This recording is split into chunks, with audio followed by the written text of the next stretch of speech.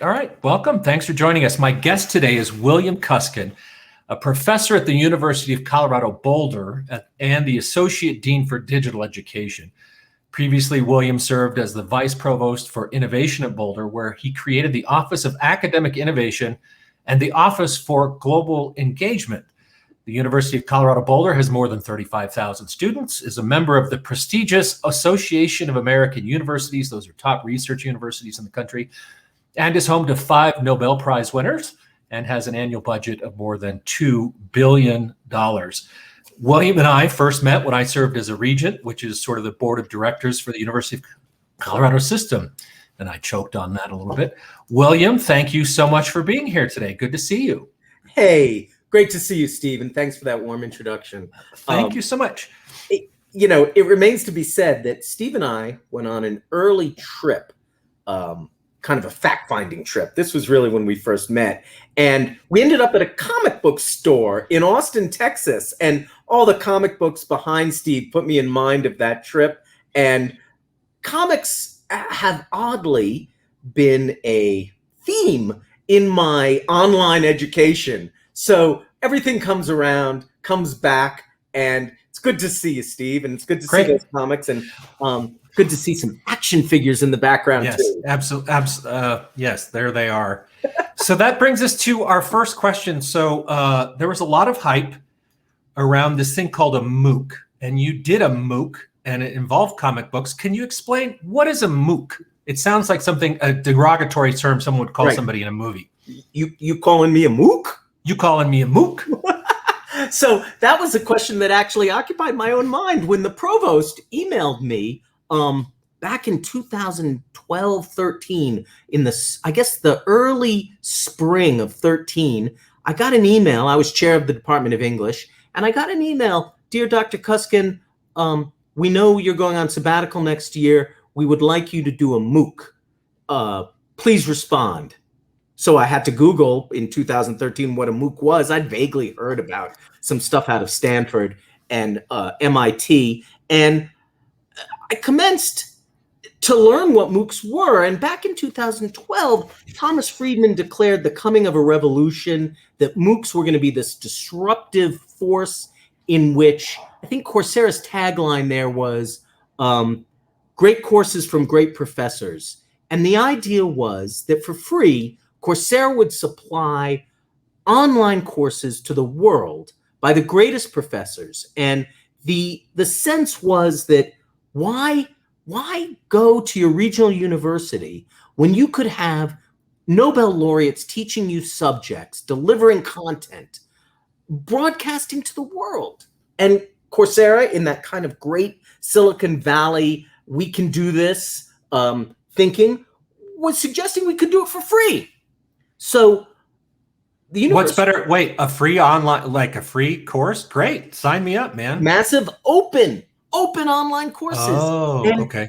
Steve, you were probably part of this in some way too, because you were a regent at this time. The University of Colorado Boulder decided it would field a course in electrical engineering, computer science, another course in physics, and then something from the humanities. And I was teaching a lecture on comic books at that time. And I taught it in a number of formats. I taught it as an asynchronous online course already, just as a local course, not as a massive course. So the provost reached out to me and said, well, hey, give this a try. And I think his thinking was really great. His thinking was, comics are pretty disruptive, right? They're not literature. So to teach them at college in an English department is kind of disruptive. It says, well, what's literature? MOOCs are claimed to be disruptive. So let's put these two, it's a Reese's peanut butter cup of education. And so we did. So I embarked on this, and I got an MFA, a gentleman by the name of Tim Foss, to do a web page. And the web page featured an astronaut floating in space, tethered to his spacecraft. And the spacecraft was named MOOC. And I was piloting the MOOC. So I figured I was like a space pilot and floating out there, reading a comic book. And I started doing the MOOC, and I started making the courses. It was labor intensive. And every week a new the web page was the opening of the MOOC. And back then, it was kind of a Wild West. You could click on any aspect of the web page, and it would take you to different modules within the MOOC. And okay, so hold on a second. I want to understand. So if I go to the website, so this is a massive open course, so I'm not paying for it. So I go, oh, this sounds interesting. So I go to the website, I find it, however I find it. And I go, module 1 is maybe the first lesson. So I go click, and then you come up. Well, first, so you go to Coursera, and you see this, you sign up for the course. Then you'd see this web page with this astronaut floating. And part of the web page would say, start here. But another part would say, William Kuskin. And a third part would say, great comics. And so, Steve, you might click on start here. And that would lead you to the beginning of the MOOC. And there'd be a comic book page of me telling the story of me blasting off in this rocket. But then you also might click William Kuskin. Who the heck is this guy? And then you'd get to my bio. But then you might click something in the corner that had a little picture of somebody drawing a comic book. And that would lead you to the comic book assignment. So it was kind of create your own adventure. Mm-hmm. But it would be the same for the engineering course, I assume? No, this was, okay. Coursera was really a frontier there. You could put anything you wanted up. The engineering courses were much more dead ahead. Okay, but I could approach this because it was that particular subject. I could approach it in that particular way. Got it. So it is, and actually what you're saying is, it is very experimental. It is very cutting edge. Yeah. It was deeply experimental. So I was putting my courses up, and I got interviewed in Westward, a Denver magazine, and I was miserable. And I said, this is the worst teaching experience I've ever had in my life. Why? Because I'm floating like David Bowie's Major Tom. Ground control to Major Tom, right? I was out there and I couldn't receive any. It was all unidirectional communication. You know, it was worse than Major Tom. I was like Keanu in the Matrix because I was plugged in to this giant educational engine, and it was sucking me dry of all my creativity. I was receiving no feedback. Yeah. So it sounds like, so you in front of a classroom, or you're used to getting what's working for the students, what's not working. And then you could feed off that energy. But in this MOOC setting, you're nothing. It's like, all right, I'm just talking at a screen and I don't know what's happening. So I was really turned off. No sooner did that article come out than I began to get email from students across the world telling me that they're taking the course and it got them thinking X, Y, and Z. And all of a sudden, this feedback loop, which I'd been lacking, began to wash over me.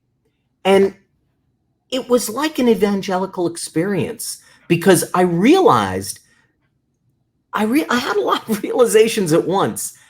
But the realization was that I had initiated something, or the University of Colorado had initiated something that allowed me to continue, but that ultimately the learning entirely belonged to them. The learning belonged to the learner. That's so obvious. The learning doesn't belong to the teacher. But Steve, I had taught for, by that time, 20 years in the classroom, and I believed that I was a rigorous and effective teacher because I taught students. And what I realized was that a good teacher enables and shepherds, maybe inspires, but that ultimately the learning belonged to the learner. And that I could not gauge how the teaching experience, I could talk about my experience, and if I felt drained or didn't feel like there was enough feedback, that was one thing. But ultimately, the learning belonged to them. And to me, that was like the cracking open of a whole new phase of my thinking about teaching. And it was disruptive, Steve. It was a disruptive moment from my thinking about teaching and the capacity for people to guide their own education.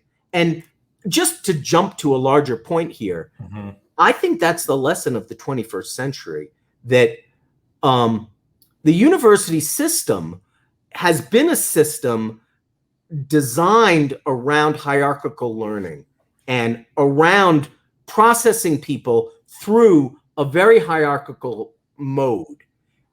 What MOOCs taught me is that it's not hierarchical and that the system needs to change to facilitate learners' own articulation of their goal towards learning. And if I can go back to the webpage, you know, that webpage had a truth that online is isolating. And after the pandemic, we all know that deeply, right? That even though we are connected, we are still isolated, and we feel that. Online has this isolating nature, and I felt that very much, and the webpage captured it in that astronaut floating there. But remember, I described the webpage as kind of interactive and nonlinear. You could click here and click there. That's also a truth about learning, that the learner makes choices, and you got to help them with those choices, but you've also got to facilitate that their path may not be linear. And if it's not linear, you can't say, well, we're going to push you through this linear, you know, you may be a round peg, but we're pushing you through the triangular hole. That's not effective education.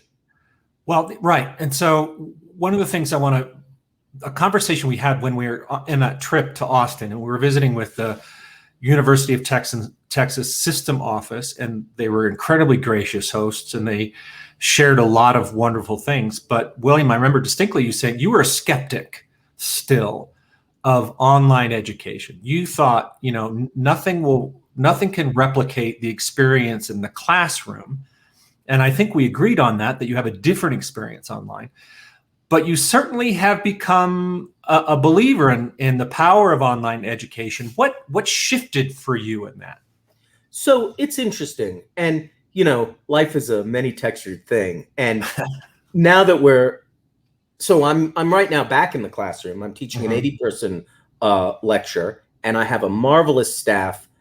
The university has very, very wonderfully empowered me with 2 graduate student TAs and then 4 undergraduate learning assistants. So I have 80 students, but I have 6 wonderful staff member students who are helping me teach. So it's fascinating. And I haven't fully articulated this, and I'm enjoying this chance to talk to you about it, because on the one hand, I had a real change of heart teaching that MOOC and then going through the process of traveling with you and of encountering other online ways of teaching. And I truly believe that online is incredibly capable of allowing students to find their path and learn. On the other hand, I can't deny that being back in the lecture hall, especially with these 6 team members, is just an amazingly powerful human experience. That as much as I've thought about what online can do, online's doing something different from that. We're doing interactive theater in the round twice a week on Boulder campus, and it has all the excitement of interactive theater in the round. It has the foibles, the discoveries, the moments of high drama that is just amazing. Yeah. So sorry, I'm going to interrupt you there. Go ahead. What's interesting is, so during the pandemic, and I want to talk a little bit about this, but not quite yet. Everyone was thrown into online, whether they wanted to or not, professors, students, everybody. And parents and students paying their own way, because we often think that parents pay for everything. That's not the case. Right. There was a complaint of like, why am I paying for the same thing? And I thought a lot about it. And I think really what you get when you pay for a college education is you pay for content. So you're going to get the content online or in the classroom. You pay for an experience, and that's you're expressing the experience in person is an experience, and the experience online is a different experience. Then at certain schools and certain programs, you're paying for that network you might get so you can use it after you graduate. But ultimately, you're paying for a credential that the marketplace will take. And so ultimately, if you get a degree from the University of Colorado Boulder or Michigan or Berkeley or Harvard or wherever, the marketplace, which I know has some bad connotations in the higher ed world, the business community only cares about the credential. And so it's curious to me, as people have said, well, it's not as valuable. It's like, well, the market, like if you go to Harvard for 8 years and never graduate, it doesn't count when it comes to going and asking for a job. And so that experience that you're saying is, look, my experience is entirely different from as a professor, as a student. You know, we've all gotten back together to see people in 3D, sometimes the first time, and it's like, it's amazing. That energy is great. But how can you talk about, look, the experience is different, but you're still getting an education online? Is that how you're seeing it? There was a lot that I brought a lot there. Yeah. There's so much in there. Yeah. So one really important thing for us to underscore is that historically, since the 1990s, online has always been measured against an imaginary ideal seminar. So historically, online education has been put under tremendous scrutiny and a tremendous apparatus of learning objectives and scaffolding has grown up to measure the efficacy of online. But it is always measured against some ideal classroom of 12 engaged students and a professor who's really always professing. And I think that has really hurt online, because very few students actually experience the ideal classroom seminar of 12 people and a professing professor. So that holding online to an imaginary standard of a university experience that doesn't exist has limited the experimentation possible in an online format. So let's just say that online remains a wonderfully undiscovered frontier. It has a very unique ability to be flexible, to deliver content, and to network individuals into relationships in a very unique way. There is so much there. It's different. We all got into the pandemic, but I think we all got into the pandemic in this triage mode where we too were like, well, I got this lecture, I'm going to put it online, and I hope it works. And I hope the students tune in, right? So what online can be, I think, is still a very open world. That's super interesting. So a lot of students had mixed, and faculty had mixed experiences during the pandemic because you threw people in there. Is it fair? This is a setup question, obviously. So is it fair to judge what happened during the pandemic and really call that the best of online learning? Oh, it's not the best of online learning. It maybe in some cases was the worst of online learning. And it didn't approximate what really, even if the notion of taking 5 classes online that, and it wasn't really, I mean, online, we need to separate that out because there is distance learning, which is what most people did.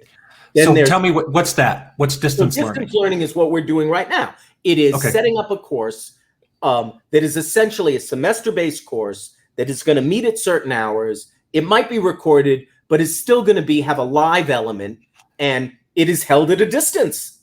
Okay. That's distance learning. And it involves Zoom, or they used to use Blue Jeans and Skype, right? But it can be recorded and therefore re-accessed at a later point. But it still has the kind of unrehearsed nature of a lecture. Then there is asynchronous online, which is recorded courses set up on a learning management system platform, and it has maybe a discussion forum, and it has assignments which are custom tailored to that forum. Okay, so I'm going to interrupt you there for just a second to recap what you're saying. So distance learning is basically I lock down the VCR and I make people watch me. I mean, that's an old analogy. I mean, I lock down the camcorder and make people watch. The second it has an interactive possibility. Okay, but the second one So the second one is this asynchronous that has more built-in. Oh, we know what we're like. This is a little bit more sophisticated. It doesn't have to be real time. It's not intended. I can take it if I'm at home at 1 a.m. because I work or whenever, and I'm still having a great experience, even though it's not live. And then I have interactive elements. Okay, got that. Then what's next? Well, then I think there are then there is the kind of MOOC reality, which really promises no engagement with the instructor. The course is entirely contained and therefore can be delinked from the semester entirely and can be taken in a much more self-paced fashion. And if we imagine kind of the spectrum of over here is on-campus learning, where you've got to be there Tuesday at 9:35 because that's when Kuskin shows up, and Kuskin leaves the room at 10:50, and that's where that happens. That's not online. That's pure human teaching, all the way out to the MOOC, which is you're not even going to really interact with Kuskin at all. It's all at your pace. Kuskin's created this environment, and you're going to go through it. And if you interact with him, you're going to send him an email, and actually you're not supposed to. So those two involve a flexibility of time and distance, right? That really become more and more abstract the further we get to the MOOC. But I want to go back, Steve, and I realize you have things you want to say, but I want to go back to kind of a premise that was contained in your earlier statement about what is the product and what is the learning. And I want to suggest that the university has never quite figured out what its final product is. And the credential is certainly a very powerful marker of a product. But I want to suggest that what's going on in that lecture hall scrum that I've created on Tuesdays and Thursdays with my 6 partners in crime, there's a lot going on that I think we should call learning that is not defined. And it has to do with unmonitored interactions between students in which they are figuring things out together in conversation. It has to do with students learning a kind of pattern of discipline. It has to do with a relationship that I'm developing with them and they're developing with me that really is a learning relationship. So in some ways, I am returned to my objections back in Austin, that there are things that go on in the in-campus experience that are inarticulate and somewhat inchoate, but nevertheless constitute learning. And they're really important.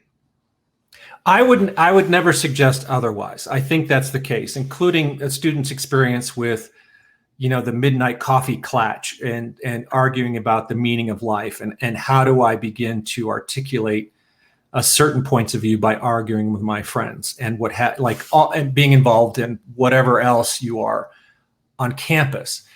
The challenge I've always had is having that as an exclusive ideal. For example, you said you have six people helping you in an 80-person lecture class. That's not typical. Usually you get 1 or 2 if you're lucky and the classes are bigger. And it's like, how is that actually helping anybody? I mean, you could easily do something like that online. But the challenge is then we think about how do we scale up higher education to serve more of the population? I think it has to be a both and rather than an either or.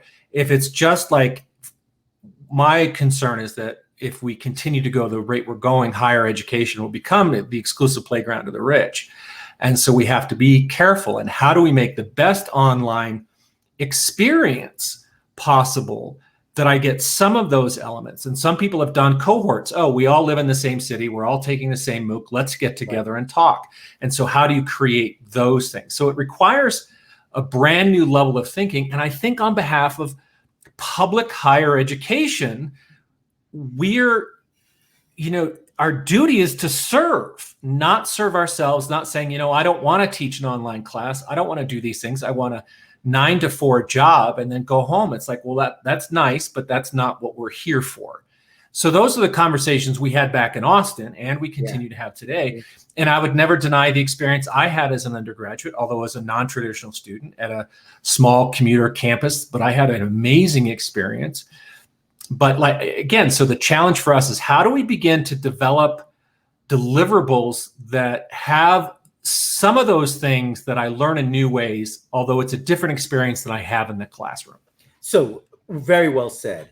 And just to continue that, one of the problems with the way online is developed is because it's been held accountable to a fictionalized college experience, the scaffolding is developed around it, always to police it and always to say, has it checked a certain box?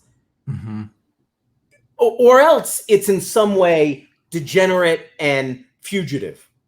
Well, it's like many colleges have put online in their continuing education, which is not considered part of the mainstream. And many colleges, quite frankly, rather than extending their mission and figuring out how using a version of all this could actually lower the cost of education, they're using it as a cash cow to fund other campus activities. Oh, and so I think that I'm really excited about the potential you talked about. Like, it hasn't been completely figured out yet. And we haven't even talked about, with VR getting more sophisticated, how is that going to upend stuff for online learning as well? So that VR is an interesting topic I want to hold off on for a second, because I think the point that we're making is, if online is freighted with a kind of instrumentality, it's got to make a return on investment immediately. It's got to be in comparison to an imaginary seminar. Then that instrumentality also carries over to the educational mode, and it forecloses on the possibility that online might discover its own notion of creative learning. I'm not sure I'm being really clear, but if I'm trying to carve out a spot in my lecture for students to have spontaneous learning that I believe is really a part of college and a part of growing, and even a part of an adult returning to a classroom and growing, that spontaneousness, I take my dog for a walk, and my dog does not like to walk with me. He's a little terrier. He wants to smell every little thing. And that's because, a big part of a dog's brain is about smell and investigating smell. So though it's a big pain in the butt for me to let him go smell every dang thing, I know that for him, that's part of his mind growing, right? And for my students, I can't know every single thing they need. I know what I want to teach them in terms of writing, in terms of history, in terms of a self-reflective writing and analytical paradigm. But I know too that they need things that they need to search out. The more online becomes paradigmatic about a set of protocols, the more it forecloses on that and teaches students that they just need to get to the end, fill out all the squares, and get the degree and get home. And that's part of education, but it can't be the absolute core. Is that for us to say, or is it for the learner to determine for themselves? Yeah, it's a really good question, because I think, for instance, you mentioned the electrical engineering MOOC degree that we created.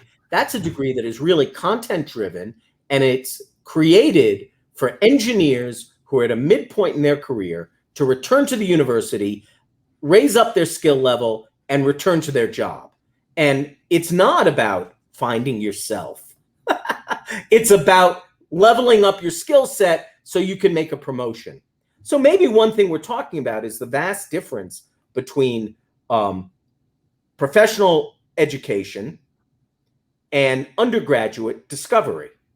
And I think online has gotten to a point where it can really deliver that professional education. I think what happened in the pandemic was that everyone went online, and that undergraduate discovery was folded in to a technology currently more geared to that professional education. That's a great insight. So I want to wrap us up. This has been a great, and we could talk for another 5 hours easily. We could talk for another 5 hours. As we have. As we have. But one other thing I'm thinking about is a lot of colleges and universities say, well, we put students first, or the VNET, because they can't, that's a little too market centered. They go, we're student centered. Do you really think a college or university can claim to be student centered if they don't have this online thing figured out? Well, I think there's a couple things in, as with all your questions, there's layers in here. I think that the whole. I want a yes or no. Oh. I'm teasing. No, I'm teasing. No, give me the nuance. I was joking. In my feeling, no one has truly figured out the frontier of online education. We have figured out aspects of delivering content and certainly professional education really tremendously. But the true wonder of online in 2021 is that it really allows us to ask why we do the things we're doing in the mode we're doing them. So for me, my experience of teaching online over the pandemic,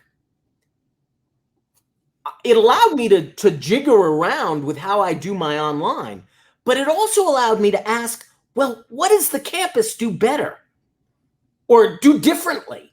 And then I came back to the campus and I wanted to teach my lecture, but I wanted 6 helpers so I could really get into it.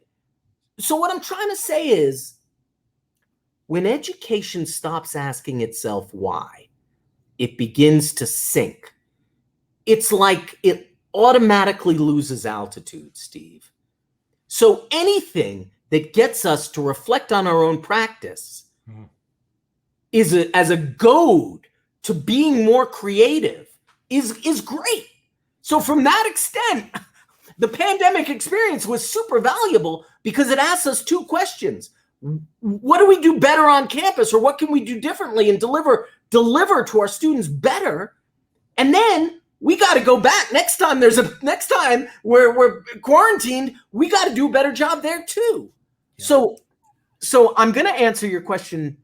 No, right? We're not there. But it's not that we're going to get there. It's that we need to recognize the continual striving to do better in every modality on that spectrum.